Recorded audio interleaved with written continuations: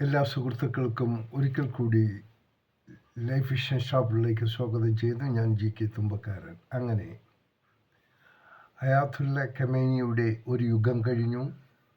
Iran യുദ്ധത്തിൽ അമർന്നു കഴിഞ്ഞു. നാം ഇറാൻ്റെ ഈ ഒരു സാഹചര്യത്തെക്കുറിച്ച് നാം എല്ലാവരും ഒന്ന് മനസ്സിലാക്കുന്നത് നന്നായിരിക്കും. ശാന്തിയും അശാന്തിയും രണ്ടുമായി ഉള്ള ഒരു കാലഘട്ടമായിരുന്നു ഖമേനിയുടെ ഇറാൻ ഭരണം. അവസാനം ഖമേനി വധിക്കപ്പെട്ടു. അതിൽ സന്തോഷിക്കുന്നവരുണ്ട്, ദുഃഖിക്കുന്നവരുമുണ്ട്. അത് ഓരോരുത്തരുടെയും വ്യക്തിപരമായ കാര്യങ്ങൾ. നമ്മൾ ചിന്തിക്കേണ്ട പ്രധാന കാരണം, ഒരിക്കലും നാം ഏത് ഭരണാധിപന്മാരും ഒരു ഭരണത്തിൽ ഏർപ്പെടുമ്പോൾ അവർ ശ്രദ്ധിക്കേണ്ടത് അവരുടെ ജനതയെക്കുറിച്ചാണ്, അവരുടെ സുരക്ഷിതത്വത്തെക്കുറിച്ചാണ്.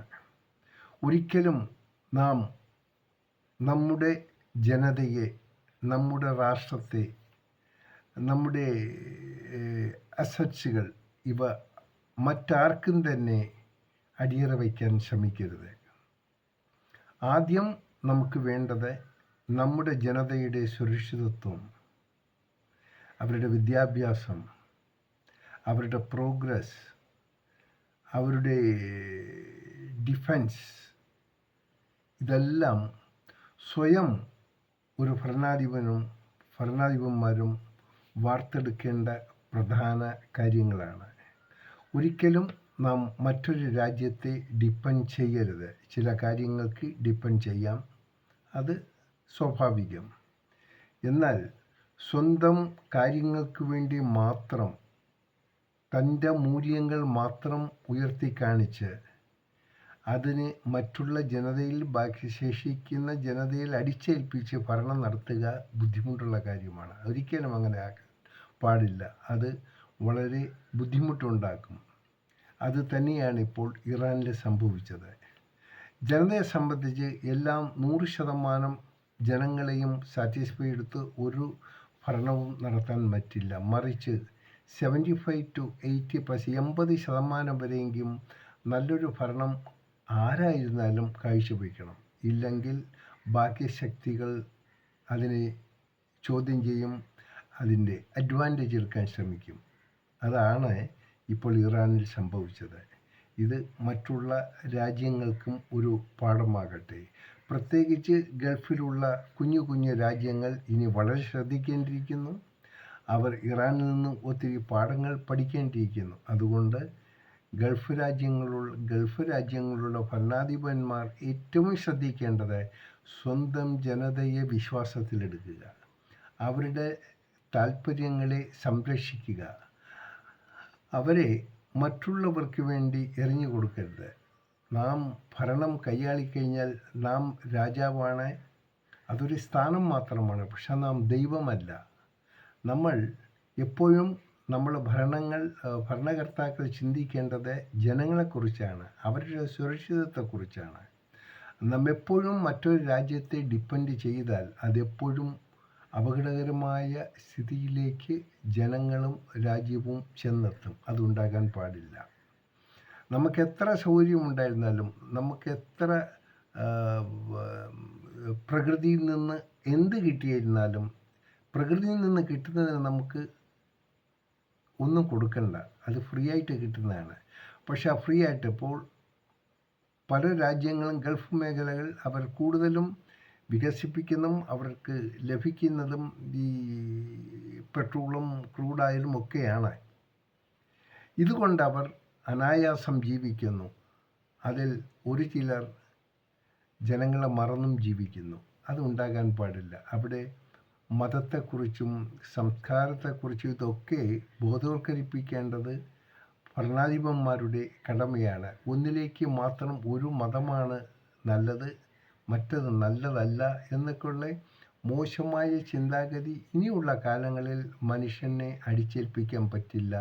ഇപ്പോൾ വിദ്യാഭ്യാസമുണ്ട്, സോഷ്യൽ മീഡിയയിൽ കൂടി നാം പഠിച്ച് നാം പറഞ്ഞു കൊടുത്തില്ലെങ്കിലും നമ്മുടെ കുഞ്ഞുങ്ങൾക്ക് ഇതിനെപ്പറ്റി ലോകത്തെപ്പറ്റി എല്ലാം അറിയാനുള്ള സാഹചര്യം തുറന്നു കിടക്കുകയാണ്.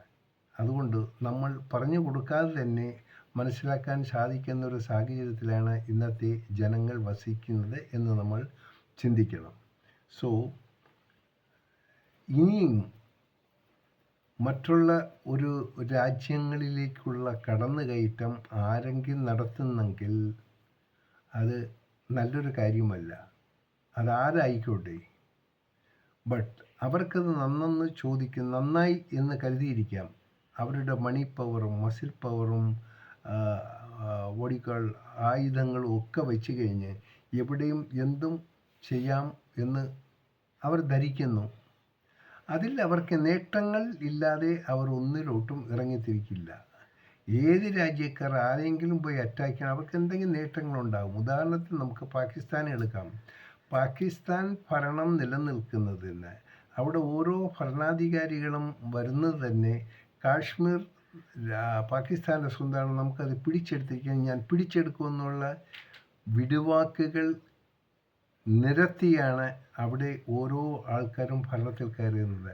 അവർ കുറേ തട്ടൽ മുട്ടലും കുറച്ച് തീവ്രവാദികൾ വളർത്തിവിടും. അവസാനം ഇപ്പോൾ സംഭവിച്ചതറിയുമല്ലോ, പാകിസ്ഥാൻ വളരെ മോശമായ സാഹചര്യത്തിൽ പാകിസ്ഥാൻ എത്തിക്കഴിഞ്ഞു. പരസ്പരം പോരാടുന്നു. സ്വയം വളർത്തിയെടുത്ത തീവ്രവാദികൾ അവർക്ക് തിരിഞ്ഞു കൊത്തുന്നു. ഇതൊക്കെ കാണേണ്ടതാണ്. ഇതൊന്നും നമുക്ക് സ്വപ്നം കാണാൻ പറ്റില്ല. പക്ഷേ പാകിസ്ഥാൻ സംഭവിക്കുന്നത് ഇത് തന്നെയാണ് പല രാജ്യങ്ങളിലും സംഭവിക്കുന്നത്. അപ്പോൾ നാം ശ്രദ്ധിക്കേണ്ടത്, ഞാനിപ്പോൾ ഇന്ത്യയെ കുറ്റം പറയുന്നില്ല. ഇന്ത്യ ശരാശരി നാം മാക്സിമം സെൽഫ് സഫീഷ്യൻ്റായി മുന്നേറാൻ തന്നെയാണ് ശ്രമിക്കുന്നത്. അതിന് നമ്മുടെ നേതാക്കന്മാർ നല്ല രീതിയിലുള്ള ബന്ധങ്ങൾ എല്ലാ രാജ്യങ്ങളുമായി കാത്തു സൂക്ഷിക്കുന്നുണ്ട്. നാം ആരെയും വെട്ടിപ്പിടിക്കാൻ പോണില്ല, ആരുടെ സ്വത്ത് നമ്മൾ അവഹരിക്കാൻ പോണില്ല, ഒന്നുമില്ല. നമുക്ക് നമ്മുടേതായ ഒരു ടെക്നോളജി ഉണ്ട്. അത് നമ്മൾ ഡേ ബൈ ഡേ നമ്മൾ അപ്ഡേറ്റ് ചെയ്തുകൊണ്ടിരിക്കുകയാണ്. We are proud of that.